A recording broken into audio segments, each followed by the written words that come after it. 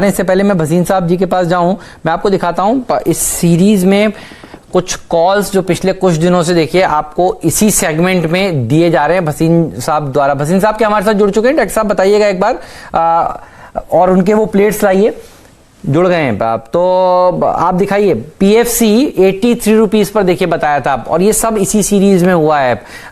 इस सीरीज की शुरुआत में चर्चा ये हुई थी कि ये सबसे ज़्यादा अच्छा प्रदर्शन अगर कोई एक सेक्टर दिखाएगा तो वो आपको सरकारी कंपनियां दिखाएंगी। आरईसी ये देखिए आपकी स्क्रीन पर प्लेट है, 103 रुपए पर सुझाया गया था, 103 से लगातार देखिए भाग रहा है आरईसी का शेयर और आरईसी का भाव देखिए क्या भागा है। एनटीपीसी आपको बताया गया था इसी शो में इसी सेगमेंट में 88 रुपीज़ पर। कोल इंडिया 128 पर बताया गया था और कोल इंडिया में भी देखिए अच्छी रैली देखने को मिली है। एनएमडीसी 85 में, एनबीसीसी 20 में और इंजीनियर्स इंडिया 67 में। तो ये शानदार कॉल्स आपको पिछले कुछ दिनों में भसीन साहब का फोकस देखिए सरकार, ये मैंने लॉन्ग वाले निकाले हैं, शॉर्ट वाले तो अगले दिन के लिए होते हैं खाली, लेकिन जो पोजीशनल कॉल्स थे वो निकालने की कोशिश करी गई है।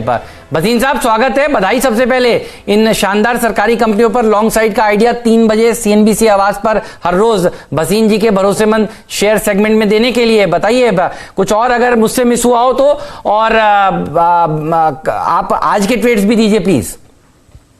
नहीं, एक उनमें आईजीएल भी है सर, आईजीएल भी है। मैं 2 दिन पहले भी मैंने कहा था, तो आपको देखिए अब सर वो कहते हैं ना अब आया ऊंट पहाड़ के नीचे, तो पीएसयूज का ये समय अभी शुरुआत हुआ है, इतनी अंडर वैल्यूएशन मैंने देखी नहीं, तो इस कारण से अब मैं आपको 2 बायज और 1 सेल दे रहा हूं, और वो इसलिए क्योंकि मार्केट की वॉलिटिलिटी है। तो आप कहें तो मैं बताऊं वो भी बताइए है तो आगे।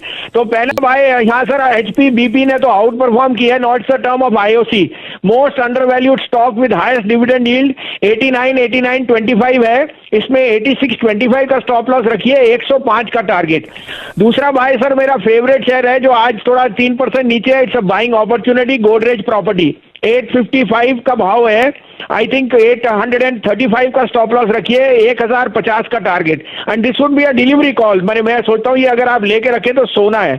सेल में सर हेज करने को एचडीएफसी मेन है, 1795 में बेचिए, 1825 का स्टॉप लॉस, 1720 का टारगेट। ऑलराइट, तो एचडीएफसी आप कह रहे हैं बेचें, एचडीएफसी लिमिटेड की बात हो रही है, ध्यान रखिएगा, बैंक की नहीं, एचडीएफसी लिमिटेड बेचें हेज करने के लिहाज से, और गोदरेज प्रॉपर्टीज खरीदिए डिलीवरी में। और गोदरेज प्रॉपर्टीज बहुत ही बढ़िया कॉल है आपका, पिछले कई दिनों से भसीन साहब हम लोग इसकी चर्चा कर भी रहे हैं।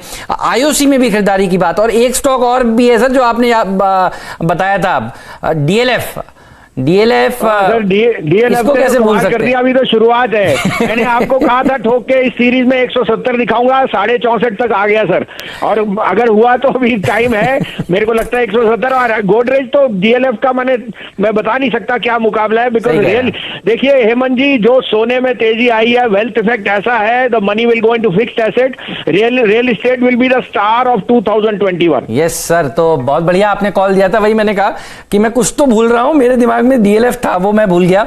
आईजीएल भी आपने बढ़िया पिक दिया, तो भसीन जी बहुत बहुत शुक्रिया शानदार कॉल्स देने के लिए।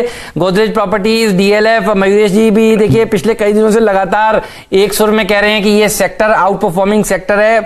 इस हफ्ते की शुरुआत में भी मयूरेश जी ने कहा था कि इस सेक्टर में बहुत ही बढ़िया रैली देखने को मिलेगी, जब वो खबर हमारे सामने आई थी रेडी रेकनर वाली मुंबई की। मयूरेश जी, इस सेक्टर में दम तो है, इस सीरीज के लिहाज से आपके फेवरेट्स बताइए कौन से होंगे? रियल एस्टेट पॉकेट पर बात होनी रह गई थी दरअसल इस शो में।